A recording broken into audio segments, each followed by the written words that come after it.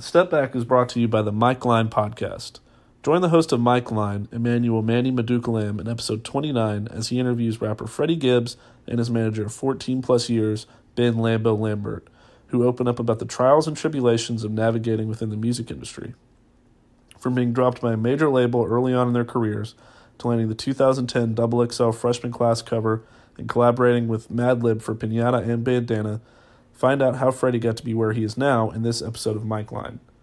Listen and subscribe to Mike Line on Spotify or wherever you listen to podcasts. You could also visit hypebeast.com/radio and keep up with everything music. Lastly, be sure to join the conversation on Instagram and Twitter at hypebeastmusic and at hypebeastradio. Hey, this is Dirk Nowitzki, and you're listening to the Mavs Step Back podcast. I like this, TK. I like that. Yeah, it's the Mavericks, all about action. Don't do no acting, no Samuel Jackson. Dirk get the ball, you know that it's magic. Post move deadly, yeah, it get tragic. Look with the ball, yeah, it get nasty. He'll drop 30, don't gotta ask him. Got Kristaps, coach at the Adam, I spaz like Dallas. I thought I'm rapping, God. If Luka shoot the ball, you know that it's cash. But my boy still living the past. Now he got my boy Kristaps, looking like Duncan Nash in the gap. They just want to ring. All right, everybody, welcome into another edition of the Step Back, a Mavs podcast. I'm your host, Dalton Trigg. I'm joined as always by my co-host and DallasBasketball.com colleague, Matt Galatzan. We have a real treat for you guys tonight. We have the director of Mavs player personnel, Tony Ronzone. He is here with us tonight, just a couple of days before the NBA Draft. So it's really nice we get to have him on tonight. Tony, how you doing? Doing fantastic. It's been a busy year with everything we've been doing with the organization, and since last year drafting Luka and getting Kristaps in that trade, and now we're getting geared up for another draft this Thursday. With us holding the 37th pick, and after that, free agency starts. So it's the NBA is now it's year round. It's nonstop. There's always something happening, and it goes from after free agency, you go to Red Summer League. And it continues with free agency, so it's a busy time of the year. Absolutely. It seems like the NBA, and Matt and I, we've talked about this on previous podcasts, but it seems like the NBA, it's almost year-round now, and it's great for the sport, and I know it keeps you busy, but, we'll just jump right into it. Speaking of how busy you are, just give us a little bit of your background and how you started doing what you do with the Mavs now. Well, I've been playing, sports my whole life. I also played baseball, but basketball I ended up playing college at the University of Nevada, and then I transferred and finished up at Long Beach State. From there, I went over and played in New Zealand, I played in Australia, dabbled in Philippines a little bit. Then I went to Italy and kind of like traveled around quite a bit with touring teams. And then I was fortunate at age 27, I got an offer to coach at Arizona State in the Pac-12 at a very young age, and I was very fortunate. So I kind of gave up my playing career overseas and got right into the coaching. Spent a couple years at Arizona State, and kind of a worldwide there. I ended up going back overseas and coaching, of all places, Saudi Arabia national team as a 27-year-old. And nice. When I was over there, I ran into a place called Dubai in the United Arab Emirates, and it was like the Hawaii of the Middle East, and ended up coaching a club team and a national team over there. And fell in love with it. Spent 6 years, and during that time, I was traveling with my team all around Asia, pretty much all around Europe, and I've known Donnie Nelson for 30-plus years. And by chance, I was after our season, I decided to go to the Goodwill Games in 1994, and of all people, Donnie Nelson's there. Was the only NBA scout over there recruiting and scouting the World Championships and the Commonwealth Games in St. Petersburg, Russia. And it just by chance, he just kind of said, hey, with all these international connections, this NBA is going to start going internationally like baseball. And, you have all the contacts, and you've been doing this for a while. And at the time, I'm not even thinking about coming to the NBA. I already was in college. I was coaching overseas. I loved every minute of it. I enjoyed it. And so he just kind of threw me. He said, hey, if you ever get a chance to come back to the States, come see me in Chicago pre-draft and let's talk. You're an NBA person that's going to be wanted in due time. And so fast forward, 97, I go in Chicago on a whim, and just by chance, he just said, hey, it's great to see you. What are you doing? And I just told him I'm actually going to be doing a coaching clinic in, of all places, North Korea. Not South Korea, but the Republic of North Korea. And at the time, they had the 7'9" guy there, Michael Rye. And, of course, Donnie's antennas went up. Like, how in the world are you getting in there? I said, I have no idea. But they asked me to come, and I am actually going to North Korea to do a clinic. Now, that's a story in itself, because when first trip I took over there, I flew into China. The North Koreans did not have my visa ready.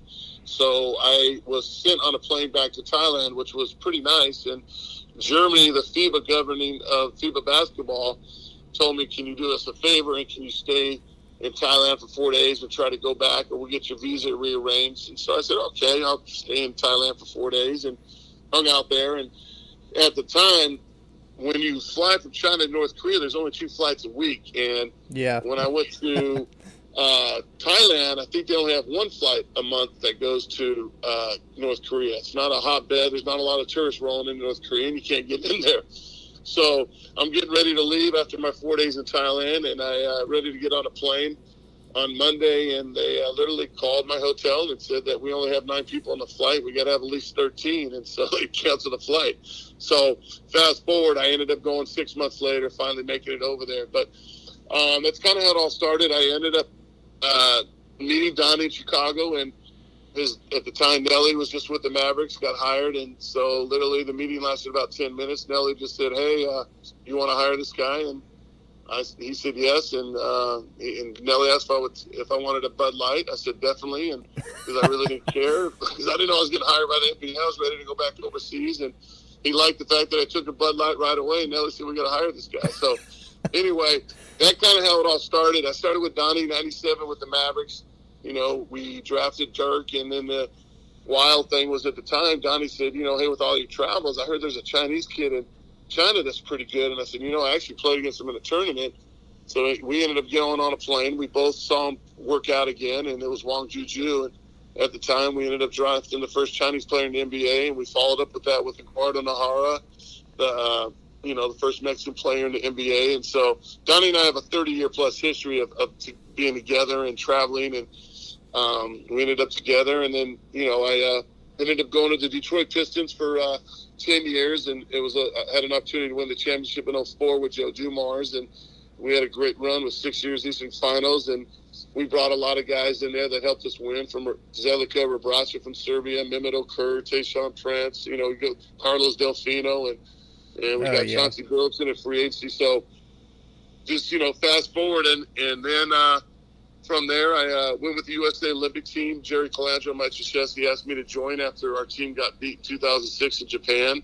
Mike Grease, who just pick and rolled us to death and spread the court on us. And so I came with the USA Olympic team in 2007 and spent until 2012. So I was fortunate to get a gold medal with the team in 8 and the World Championships in Turkey in 10, and then heading over to London in 12, and, being around the best players in the world. And then I went to Minnesota for a couple of years, and a year and a half, things didn't work out, and I was out for about 6 months. And then, fortunately, Donnie and Mark called and said, hey, not to get the band back together, but let's get you back together. And so I came back, and I'm very happy to be part of Mavericks and our future moving forward. Yeah, I know the Mavs. I know the feeling is mutual there. I know they're very, very glad to have you on board. Matt, did you want to carry on from there? That was an incredible story. Wasn't it? You're a very well-traveled man. I'm curious though, with all these overseas trips that you take and all the scouting trips with Donnie, can you just give us a little insight into what goes into that and what that's like? Yeah, so it's with Donnie and I, our 60-year plus years of international experience combining us both is pretty impressive, and our relationships in today's game, with the relationship with agents, your relationship with people, especially overseas, gives you a huge advantage. And I feel in Dallas, we do have an advantage. There's other teams that do great work at it, but say it would take some teams or other people maybe 15 days to get work done. Donnie and I could probably get it done in 6-7 days with our relationships and contacts. So we get a lot done. I think the hardest thing for anybody that does travel overseas is to learn what it takes for a player to translate their game into the NBA, and it's a different beast. You know, Ricky Rubio I knew real well. Been watching him since he's 14 on the national teams, and you go to Barcelona and watch him play, and he may have 4 points, but he has 6 assists. But people don't realize that international basketball, an assist is a real assist, unlike the NBA where you make a pass at somebody, goes through their legs around the back and scores and it's an assist. Over there, it wouldn't count as an assist. An assist, and actually you throw the ball to someone, they catch and score without putting the ball on the floor. That's called an assist.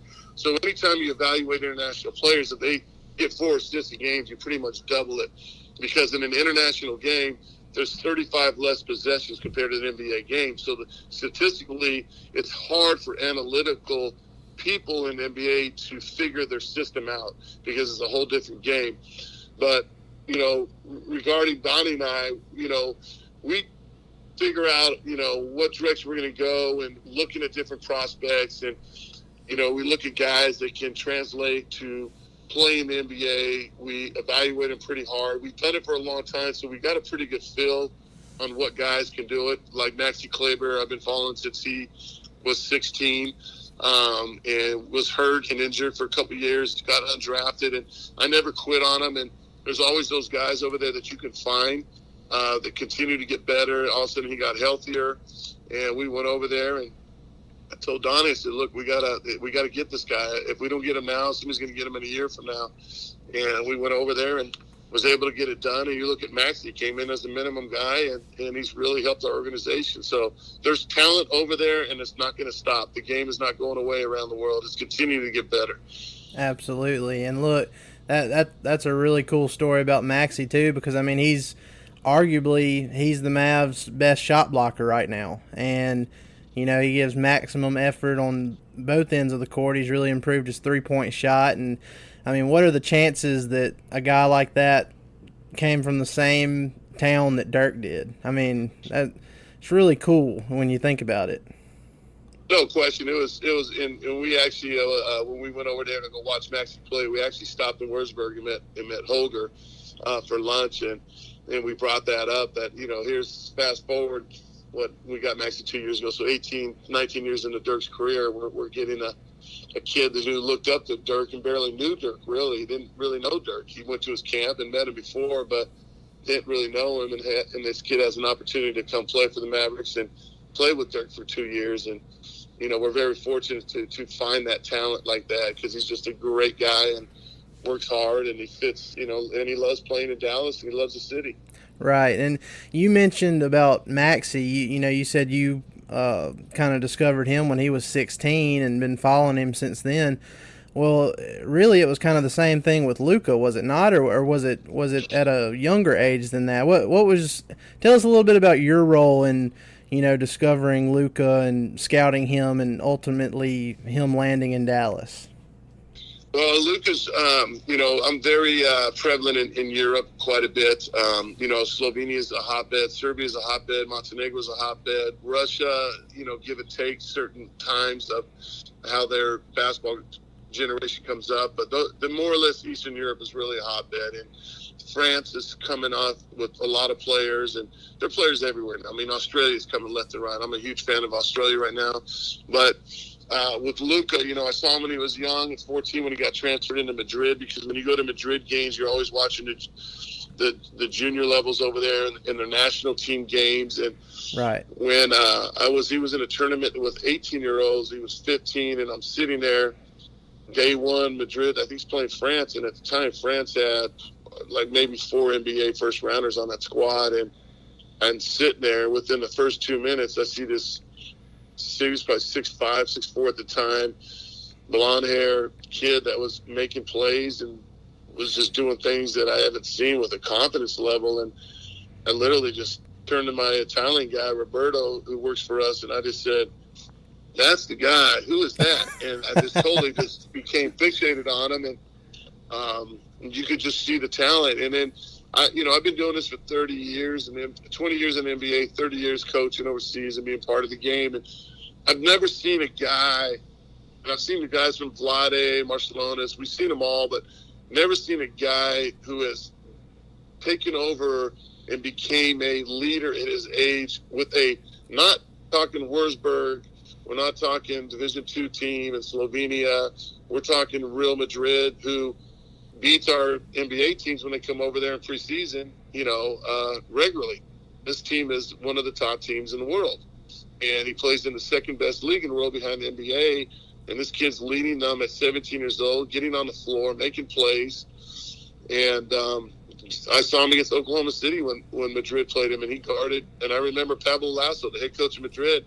I said, how did that go down to enter the game there when you had Luka guarding Russell Westbrook? And he said he came in a timeout and told me at 18 years old I want to guard him. So right there, you had a guy that had a DNA. I call it a wire that's been wired a little different than most people. He just has that winning mentality. So when we dropped from 3 to 5 on the draft lottery night, that was a rough night in Chicago. Fortunately, we were able to get him, and Atlanta got a good player in Trey, and Bagley's a good player for Sacramento, but we fortunately got the player that we wanted, that we had number 1 on our board. Yeah, and I think it worked out good, for everybody involved, and just the teams that those players went to. I think it just fits, and yes. Everybody wants to say that all these things, and I have to say, at times I have gotten caught up in the hype, and have said stuff like, well, those 2 teams, or basically 3 teams, passed up on Luka. And I do believe he's going to end up being the best in that draft class, but that's not to say that the rest of those players aren't good as well. Correct. I agree with you. But just moving on from that, it's my understanding that you've known Kristaps Porzingis and his family for a while. Is that correct? Yes. Yeah. How did that relationship start? And what were your initial reactions when that trade went down this past season, and he finally became a Maverick? Well, the funny story is that we actually, we had also Kristaps in our top 2 in the draft that year when he came out, and we tried to move up and get involved, and it just never could happen. But Scott Roth, who used to work for us with the Mavericks, actually ended up coaching Kristaps over in Seville in Spain. So I was able to spend a lot of time over there, and I knew Kristaps' brother Giannis because he was a former player. So I've watched him over the years. I'm real tight with the national coach of the country. I'm tight with there's a family called the Walters family. They have 4 of their sons play all around Spain. So very familiar with the basketball people of Latvia. So when Kristaps was coming up, we had 2 of our scouts that actually went to the junior games and watched them and came back raving about him. And then we continued to follow him. But it was one of those dreams that, look, how are we even going to get this kid? We're not even in the there's no way. We're not even in the top 5. We're not going to get him. So for us to be able to pursue him and get lucky, and Donnie did a phenomenal job in maneuvering it for us to get him in a trade, was really exciting for us and the organization. Yeah, and we've talked about this a few weeks ago on the pod, but when rumors, they start swirling around that time of year, and I remember seeing a couple reports saying that the Mavs would be lucky to turn a trade package that involved Dennis Smith Jr. into, say, Jonathan Isaac from the Magic or something like that. So if you follow all that stuff, you were thinking like, well, maybe the trade value isn't where you want it to be, and then bam, out of nowhere, you end up with Porzingis, which they did have to give up some future picks. But, to me, it seemed like a really, really good deal. Very opportunistic, which is, as we know, that's what Donnie specializes in. But, I think it turned out great. Matt? Yeah, no, obviously that was a huge, huge deal for the organization. It's a brand new start with 2 young stars. And, going into next year, there's going to be a lot of hype around that. I just wanted to get your thoughts on how the 2 are going to, work together on the court, and maybe some things that they need to add around them in terms, not necessarily in terms of specific players, but just general player types going into the summer. Well, they both have a unique skill, and that's is they have what I call a hand skill, and they have a mental skill and a foot skill, and that means basically they're just fundamentally skilled basketball players. They know how to play. But again, like anything that takes time to mature and develop together, they're going to need some time on the floor together. But they're a nice 1 and 5 and combination players that they can play at multiple positions. And Coach Carlisle will do a great job in putting them in situations for them to be successful. And we got to get some other players surrounding them. So I think the excitement. I agree with you. We're all excited for training camp. And again, they're young. We got 2 young guys there. It'll take time. But they need time to grow together. So we have to have some patience. But we're excited to have both those guys who are, very, very skilled players. And that's the thing today. The game has become more skilled with the spacing. You got to be able to shoot. And, both of them can shoot, both of them can pass. And they both have different skill sets that are exciting at their size. Yeah. I mean, everybody's excited about it. When you just look at it on paper, and if you look at, highlights from each guy individually and how they play, it's hard to find any excuse to say, well, these guys can't work. I mean, it just looks like it's a match made in heaven given their type of play. So I'm excited for it. I know a lot of other people are excited for it. And Tony, we really appreciate you coming on with us. I got one more point here we wanted to talk with you about. Obviously, draft's coming up in a few days. The Mavs have the number 37 pick. That's it for now. Things can change between now and then, but it's my understanding, we talked a little bit earlier, you said you guys had a mini camp earlier today, and, there's been a lot of workouts and everything, but just a couple of guys we'll throw at you here just to get your thoughts on, and, I like Shamori Pons. What's your thoughts on that guy? One thing about Shamari Pons is one thing he's going to be able to do in the NBA is score that ball. I mean, he just knows how to make plays. He gets in the paint anytime he wants. He's creative. He's tough. He's got that New York mentality to him. He's bringing back the old point guard mentality that's been missing in New York. He's kind of all over the map, I would say, in the draft. But you're talking about a kid that's very talented, very skilled, played for an NBA coach, Chris Mullin, who we love, and did a great job with him. Just a very exciting player. And, again, scoring mentality, making plays, that's Shamari Pons. That's what he can do. And I'll let Matt pitch in here with a guy he wants to ask about too, but this will be the last guy I ask you about. But what do you think about, the Mavs potentially adding another Luka, and that's Luka Semantic? I mean, obviously, just because they have the same first name, different players, he's more of a big guy, but how much homework have you done on Luka Semantic? What can you tell us about him going into this draft?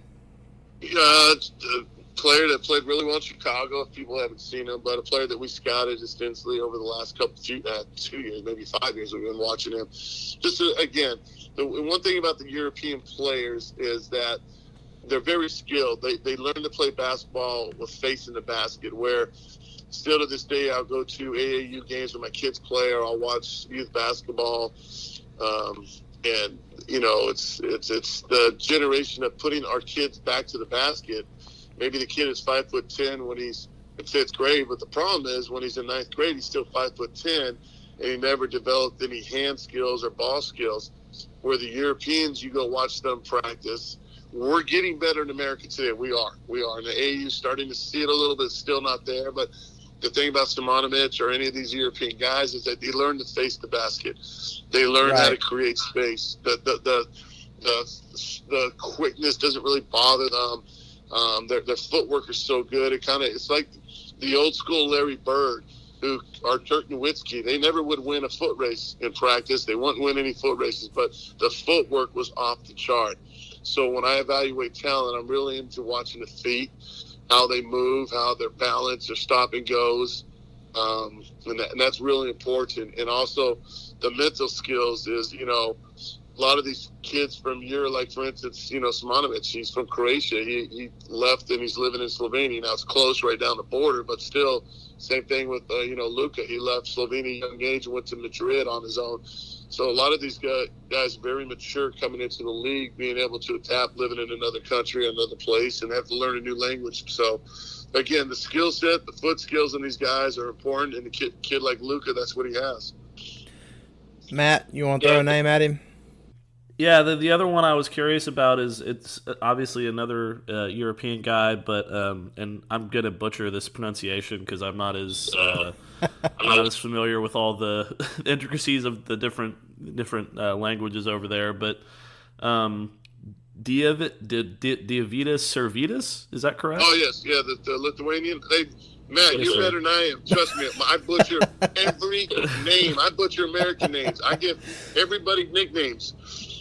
And it's a lot easier. Donnie might be close second to me, by the way, in butchering names, but I'm awful. So you did very well, Matt. I'm going to give all credit to you, and you did very well. He's a Lithuanian kid. He's a shooter. We're very close to the Lithuanian. We have Alvydas that works for us in Lithuania. We got Donnie, who's worked with the Lithuanian national team for years. And he's a nice player. Don't want to say too much about him, but, he knows how to play. He's a shooter, thin frame. He's a little stronger, but I'm going to kind of limit my comments on him, though. I understand. Fair enough. What? Go ahead, Matt.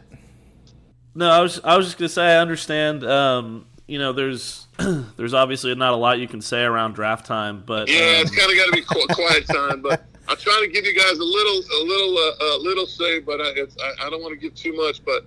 It's an exciting time for the draft. Last year was unbelievable for us. We're excited. We're going to be excited this year. We feel there'll be a good player getting down there, whatever we do.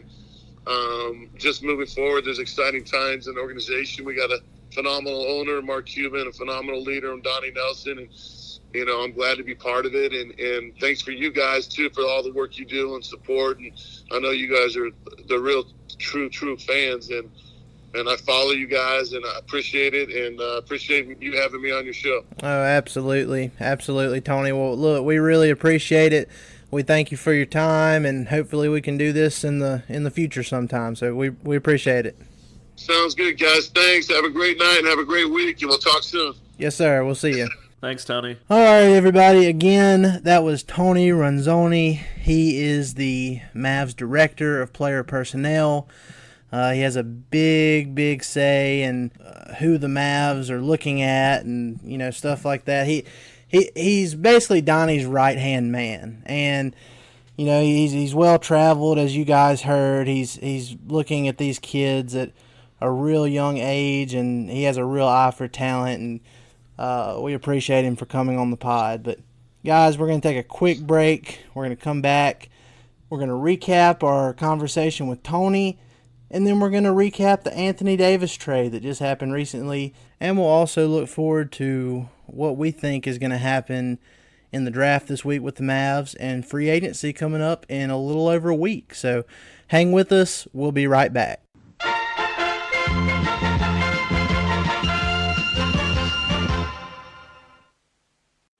Hey Mavs fans, if you're listening to this, you obviously like podcasts, and you probably like music too.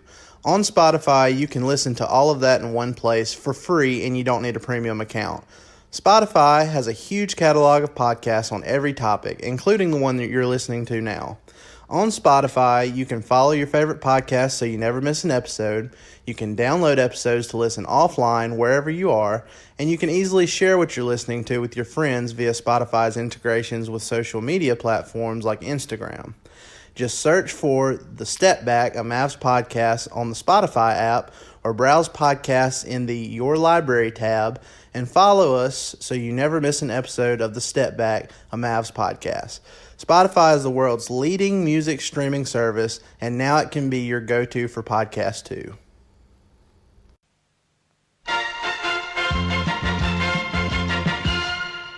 All right, everybody, we're back. Matt, what are your initial thoughts from our conversation with Tony Ronzone there? I have two thoughts. The first one being, I cannot imagine what it's like traveling that much and how cool that job must be to just go all over the world watching basketball. I would never go to North Korea, But everywhere else, I could find myself. I think that's an incredible job, and that's an incredible story. The second thing is when I mentioned the Diovidas Servitas guy, who I'll be honest with everybody, I was kind of just looking for another European name because Dalton stole the one that I was going to ask him about. So that was the first one I saw. So I was like, oh, I'll just ask him about this guy. And then he just completely shut it down, which makes me think maybe there's a little bit something more to this. Don't need to uncover too much about the guy, you know? I mean... Yeah, like, I'll tell you all about these other guys, but wait, hold on, I don't want to talk about him right now. It's like, okay.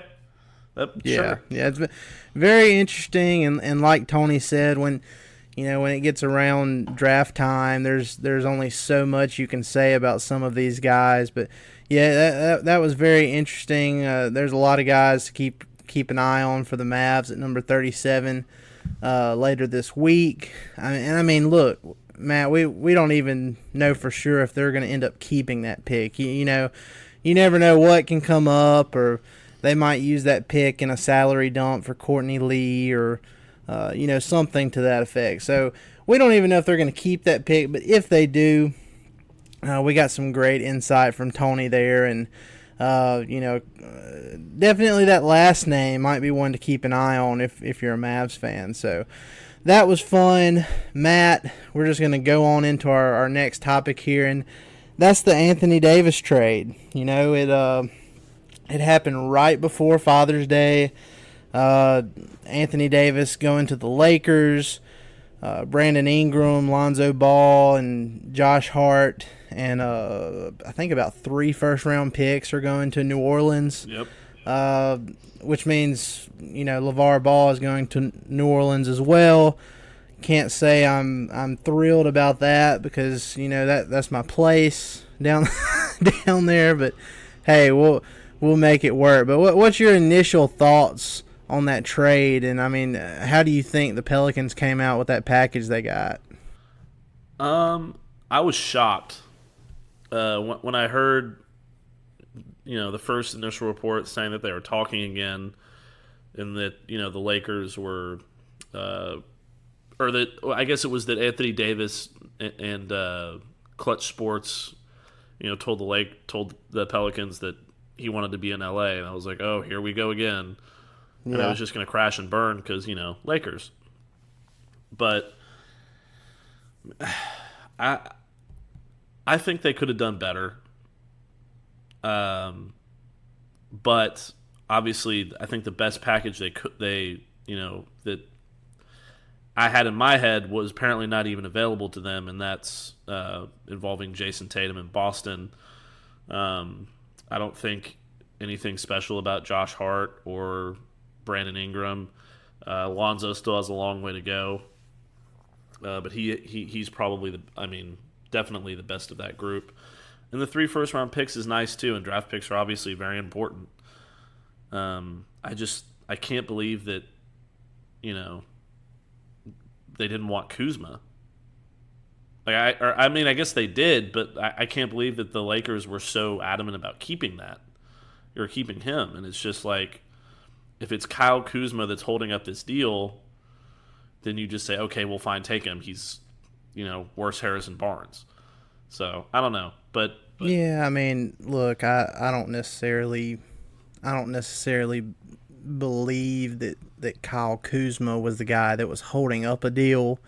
Even though, that's what we saw. But, to me, and I've said it before, if the Pelicans really wanted Kyle Kuzma and that was the deal breaker, Kyle Kuzma would be a Pelican right now. Yeah. Because, I really just don't believe he was a deal breaker. And to your point about, the Pelicans, you said that they could have done better.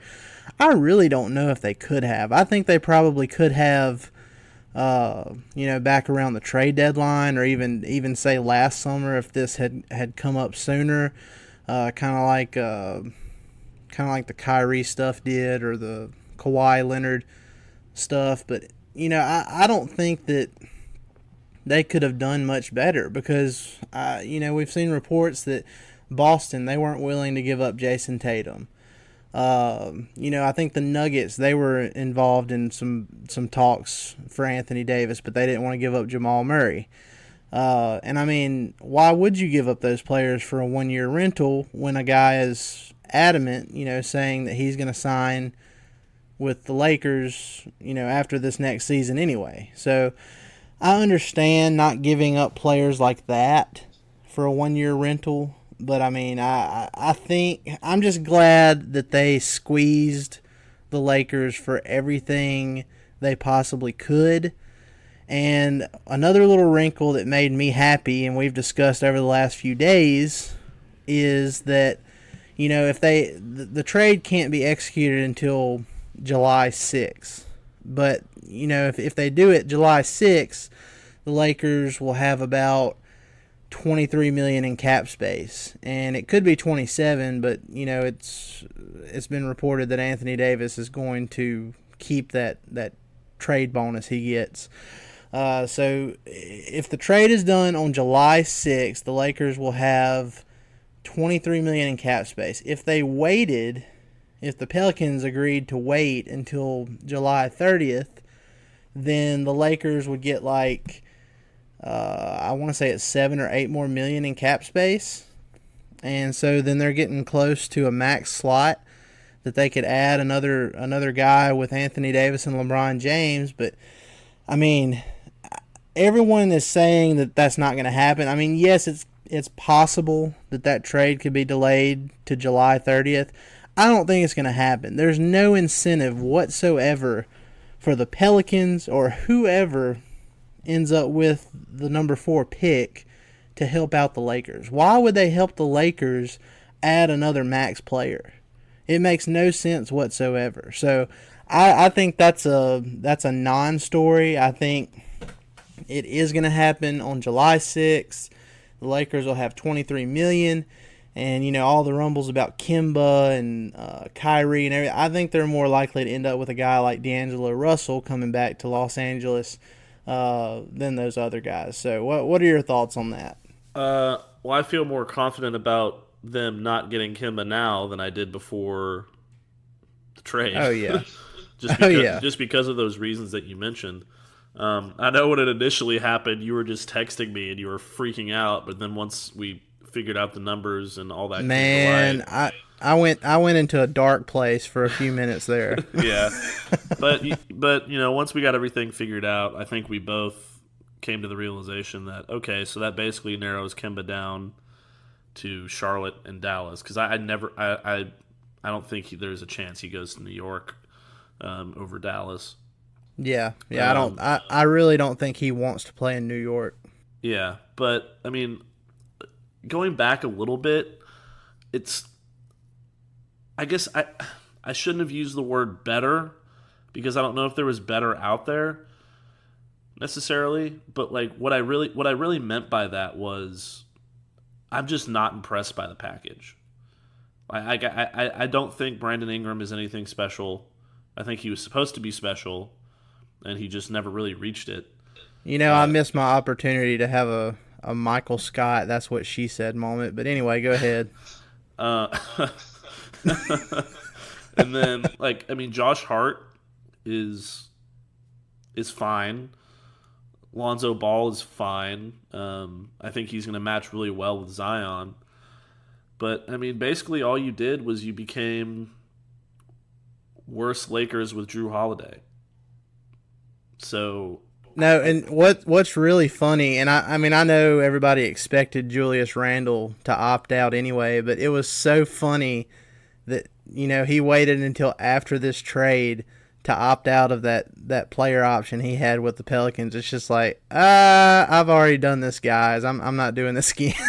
Yeah, and then, I get that they're going to have Zion, but that's not really something you take into consideration when you're just discussing the trade. Yeah, Zion's going to be great, and Drew Holiday is fine. We don't even know if they're going to end up keeping Drew Holiday or not. He might end up being traded, for all we know. So, I don't know. It gives them a chance to reboot and restart everything and see where it goes. I'm just not a fan of the actual players that they receive back. The picks are that's going to be great, because I don't think the Lakers are going to end up being as good as everybody thinks they are, because it's LeBron, AD, and Moritz Wagner. Yeah, they it's going to be very, very hard for them to fill out the rest of that roster. And, when you have LeBron James and Anthony Davis, I mean, you obviously have a certain floor that you can't go past as far as, being a bad team. So they're going to win games, and, depending on who they surround those two players with. And look, I mentioned D'Angelo Russell with that $23 million that they'll have in cap space. But, if they can't get Kemba or Kyrie at that point, instead of bringing Russell back, something they've already tried before, they may decide to do like what we've talked about, at DallasBasketball.com, with the Mavs splitting their aces, so to speak, and, using their cap space on multiple guys to add to the roster instead of just one big fish. So, that at that point, I think that might be their best bet if they want to be, more competitive, or if they want to live up to a little bit of what the expectations have become now, because obviously they've skyrocketed. They already have the Lakers as, betting odds favorites to win the title next year, which I think is... Oh my God! I was hoping you were going to mention this. I'm sorry to interrupt, but that's the dumbest. I'm trying not to make this podcast explicit, but that is the dumbest thing I've ever heard in my entire life. Like, you literally have the team that just won the title that is returning everybody. Kawhi just bought a house in Toronto. I think he's going back. Then you have the Warriors, who, even without KD, still have the core of the team that won 73 games. Give me a break.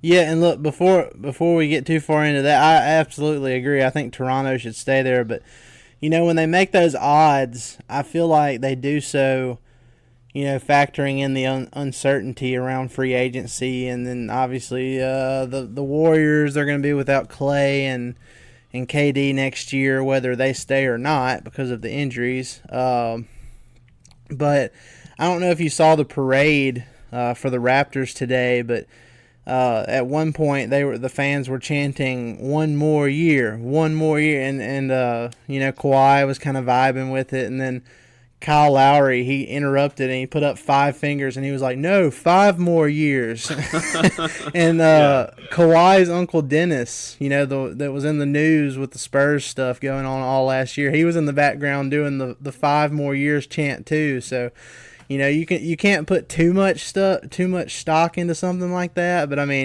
that kind of tells you how they're feeling right now. Yeah, no, I think they're feeling great. I just can't imagine what, I get that it's 2 of probably the best 4 players in the NBA on the same roster, but you have to have other players. You have to have other players, and you have to me, see, as good as Anthony Davis is, he still has some stuff to prove. He's an all-NBA talent, but he hasn't proven that he can, carry his team to playoff wins. And no, he has no playoff history. Yeah, he's only been to the playoffs a few times, which, being paired with LeBron, maybe that changes everything for him. It definitely did for Kevin Love and Kyrie, so I don't know. We'll see. But I agree. The championship odds thing, it's ridiculous. That Vegas is all about money, and they're trying to, take advantage of the hysteria that's going on immediately after this trade happened. Right. So. But okay, what did we learn about NBA rosters during the finals this year, during the playoffs? It's that you need depth. I get that the Warriors have been phenomenal the last few years. But look what happened when they lost, when you lose one or two guys, you don't have anybody to step up and fill that role. You're playing D-League players. And then look at Toronto on the other side, who can play 10 guys. I mean, that makes a difference. I just need to get to the end of this point. That makes a difference in not only the regular season and the wear and tear on the players' bodies, but also when you're the Lakers and you look at it, you have 35-year-old LeBron who's coming off a significant injury, and we don't know if his body's going to continue to be Terminator level as he goes into his 30s. And then AD is an injury-prone player. So what happens when you lose those guys? Well, and I mean, you obviously need depth, but I mean, I don't think it's as simple as depth. You have to have a transcendent talent on at least one, and I mean that's what you've seen with Toronto. They've had depth for the last 2-3 seasons, and they never could get past LeBron's Cavaliers in the Eastern Conference. Right. And then all of a sudden, you get DeRozan out of there, you plug Kawhi Leonard in there with Danny Green, and bam, you have a champion. And they swapped out Valanciunas for Marc Gasol, and I mean they have a ton of depth, and they're a good defensive team and everything, but they also have Kawhi Leonard, who is one of those top 4 players that you mentioned earlier, and that has a big thing to do with it too. Huh? Number 1 probably, but I know it has a lot to do with it. What I'm saying is what it does to me is proves that you don't need to have a big 3, and that you can have maybe a big 1 or a big 2, and then fill the rest of your roster out with more affordable, good players, and still have a chance to win a title.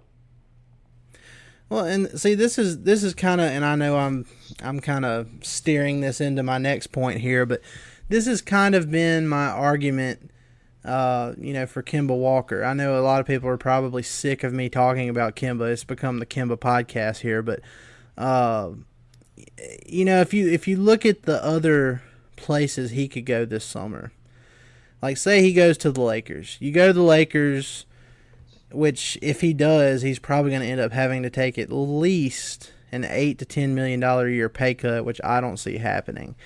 But if he goes there, then you've got Kemba, Anthony Davis, LeBron James, and a bunch of minimum contract players, veteran minimum players. So if you do that, I mean, you don't have any depth whatsoever. You're in the West, so it's already hard enough. You have to have some depth to survive in the West. If he goes to the Knicks, that roster isn't good at all. If he went to Brooklyn, I could probably see that. But just overall, his best situation has to be the Mavs, in my opinion, because not only would you have a big 3 of Kemba, Luka, and Kristaps Porzingis, but they're going to have some depth too. You're going to have Dwight Powell back, which I know you can be mixed on him sometimes, but I mean he's really good at what he does. And you're going to have the majority of your bench back, given restricted free agency, and they have the bird rights to a lot of these guys. So, I mean, it's looking like the Mavs would be able to create a big 3 and still have some decent depth to support those 3 with. So, I don't know what your thoughts are on that, but that's my thinking heading into free agency, and that's one reason why my Kemba confidence meter is back up to where it is, because I'm just looking at it, from a distance and saying, this could really work. And it's not, it's using the majority of the cap space they currently have, but they could create more cap space with Courtney Lee, and then they'll have the mid-level exception, and then you can get into the veteran minimum contract. So I think they can put a more rounded team around those 3 than most think. It's not just Kemba and nothing else. You can make a good team around those 3 with a lot better supporting cast than what the Lakers can. I'll say that. Yeah, no, I agree. Especially if they're able to move off of Courtney Lee, and I really hope Tim Hardaway Jr. But they have that's the thing about this second unit, and one of the reasons I don't want Dwight Powell as a starter is because I think that with the second unit and the guys they already have there with Brunson and Justin Jackson and Maxey and JJ if he comes back healthy and Dwight, I think that's one of the better second units in the NBA. I mean, we've seen that at certain points. So when you go back and you look at the discussions we've had in the past with arguing back and forth on Kemba, we did a lot of that. At least I did a lot of that without the the idea of being able to move off Courtney Lee, because we didn't know what the draft pick was going to be yet, and we didn't really know how things were going to shape up. Now, when you look at it, it's okay. Technically, they have enough for Kemba already, minus $1 or $2 million. But as soon as they're able to move off of even one of those guys, you open up room for a whole new realm of players that I didn't think they were going to be able to go after before, even with signing Kemba. So you can pack it. I mean, this isn't necessarily a good idea or an idea that we think is going to happen, but just Courtney Lee in 37 for Goran Dragic, and that gives you another bench player that this is also the Goran Dragic podcast. It gives you another player that you can add that adds depth, and it's a good player that's effective and that fits. So there's a lot of different things you can do even when you sign Kemba, and I had a hard time accepting that at first because I just looked at the raw numbers and I said, they barely have enough to afford him now, and if they afford him, they can't sign anybody else. But obviously, my feelings on that have changed a little bit, and I just it's a much better situation than almost anywhere in the NBA for him. Like you mentioned, Brooklyn, and I think Brooklyn is the one place where there would be an argument against having if you stack it up next to Dallas, that's one of the only places I can think of. Well, I mean, even then though, I mean they've got good depth on their team, but I mean they don't have Luka and Kristaps either. Yeah, exactly. That was going to be one of my points. Is like they don't have two young superstars, but also they already seem pretty locked into Kyrie anyway. Yeah.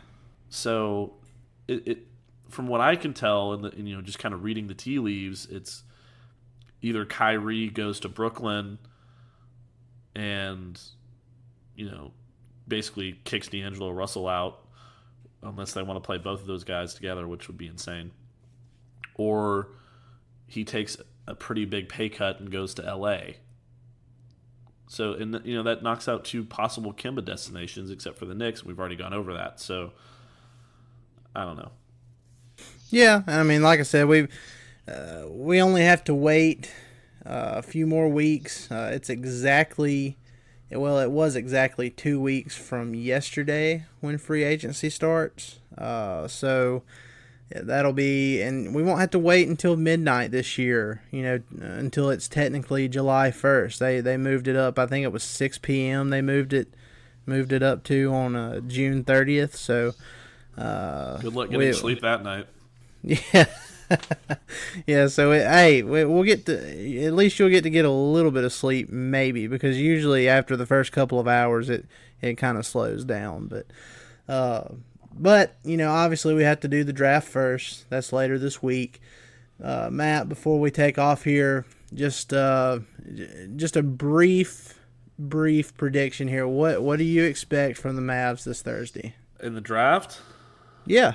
What do you think they're going to do in the draft? I think they're going to trade the pick.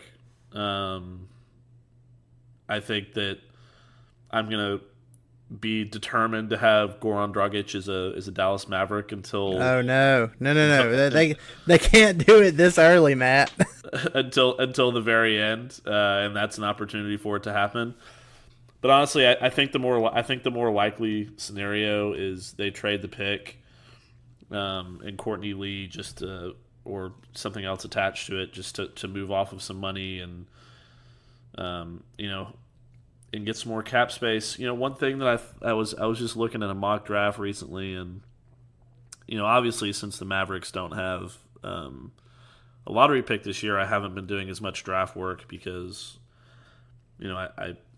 I honestly I haven't thought they were going to keep the pick for a long time. But the last mock draft I saw had your boy Matisse Thybulle going up to pick number 27 to the Nets, so he dropped that far. So I was thinking, well, maybe if the Mavericks really like him a lot, maybe they could package something together and move up to pick 27 and snag him. Or, if they decide to keep the pick, by the reaction that we got from Tony earlier in the podcast, I wouldn't count out the idea of them getting that Servydas guy from Lithuania. So, what about you?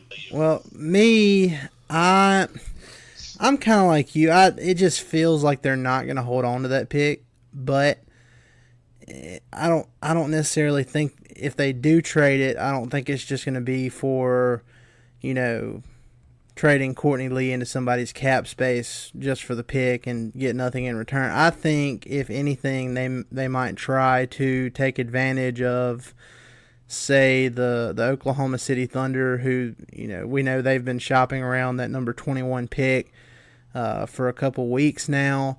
And, I mean, I'd have to just look at it and come up with a bunch of different scenarios. I haven't done too much homework on it.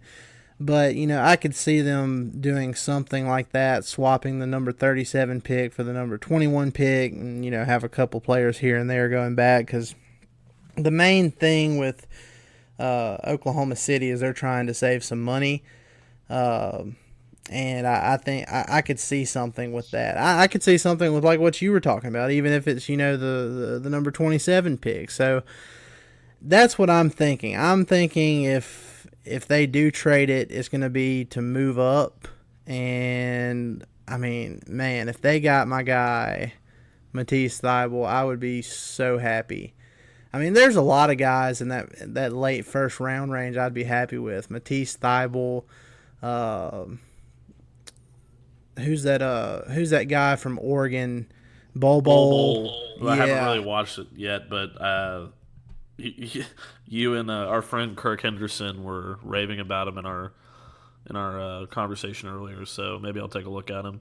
I mean, look, the thing is, if I had a top 10 pick, I'm not going to use that top 10 pick on him. But when you watch him, it's just fascinating. Like, even Kristaps, he's like a, how can I say this? He's like a more mobile big guy, even though you don't see him doing too much dribbling and, between the legs, behind the back, stuff like that. But, Bobo, he really is another unicorn. Like, some of the stuff he does dribbling the basketball, he shouldn't be doing at 7'2". And, like Kurt was saying when we were talking earlier, he's basically a 7'2" shooting guard. It's incredible. But anyway, you guys go check him out. I know there was a mock draft earlier today that had him falling all the way down to number 37. So I don't think he's going to fall that far. I think it's going to be in that low to mid-20s range for him. But, hey, if he did fall down to number 37, not only does that give you a good prospect to consider taking at that point, but it also raises the pick's value, in my opinion. So it'd be a win-win for the Mavs. But I think we're on the same page here. I think neither one of us expect them to just keep the pick and not have any movement on draft night. I think something's going to happen. Yeah, and if you look back at the history of their draft, they make trades more often than not, whether it's moving back or moving up or moving out of it completely or whatever. So if you go into this draft thinking the Mavericks aren't considering making a trade, then you're just not looking at the history. Right. Yeah, definitely. And like I said, that's going to be here before you know it. It's going to be Thursday night. It's going to be a long time before the Mavs are on the board, but we're going to stay up for it and see what happens. So that's going to do it for this episode of the Step Back, everybody. Hope you enjoyed it. Hope you enjoyed our conversation with Tony Ronzone. Matt, is there anything you want to say to the people before we take off here? No, not a whole lot. Other than Dalton and I have been doing some work on DallasBasketball.com lately. I have a very in-depth Goran Dragic piece that I put out recently, and Dalton has some of his own stuff out there as well. That's we're trying to cover as much as we can for this upcoming free agency and draft for you guys. And also, if you wanted to take a look at our Patreon account, you're more than welcome to do that as well. It's it's nothing's expected, but we appreciate all the support that we could possibly get. So just head over to patreon.com/stepbackmavs to check that out. And I think that's just about it. Yeah, and like we've talked about in the past, we're going to have some incentives for that Patreon account coming pretty soon. We've got some pretty dope T-shirt concepts we've been playing around with, and I think they look really good. And we're going to start giving those out to people that sign up for that. So that's something to look forward to. Like Matt said, just keep up with everything on DallasBasketball.com. We're trying to cover every angle as we get closer to the draft and free agency. And also stay with us here at the Step Back. We took a much-needed week off last week, but we're back in full swing. We're energized. We're ready for the off-season that awaits the Mavs. So, guys, we appreciate it. Thank you for coming in and listening every week. Be sure to like, rate, subscribe, and share with all your friends. We'll see you next week. Have a good one. Even still coming with the cannabis flow. The man's the best on the flow. I'm wild, but yeah, I'm the GOAT. This game get cold. Yeah, you might need a coach and friends turn into your foe. But I'ma just roll. Gotta keep rolling your boat. Yeah, I swear I give them hope. I say I'm cleaner than the soap. This time of year proves who will really sink or float. For yeah, real. It's the Mavericks, all about action. Don't do no acting, no Samuel Jackson. Dirk at the ball, you know that it's magic. Post move deadly, yeah, get tragic. Yeah, it's the Mavericks, all about action. Don't do no acting, no Samuel Jackson. Dirk at the ball, you know that it's magic. Post move deadly, yeah, get tragic. In this game, it's a lot of grit, you know what I'm saying? Proves who has integrity. Late nights, early mornings, but we all want the trophy at the end of the day. And that's the beauty of this game, because at the end of the day, only the real gonna float, man, for real. You either sink or you float. Only the real gonna float.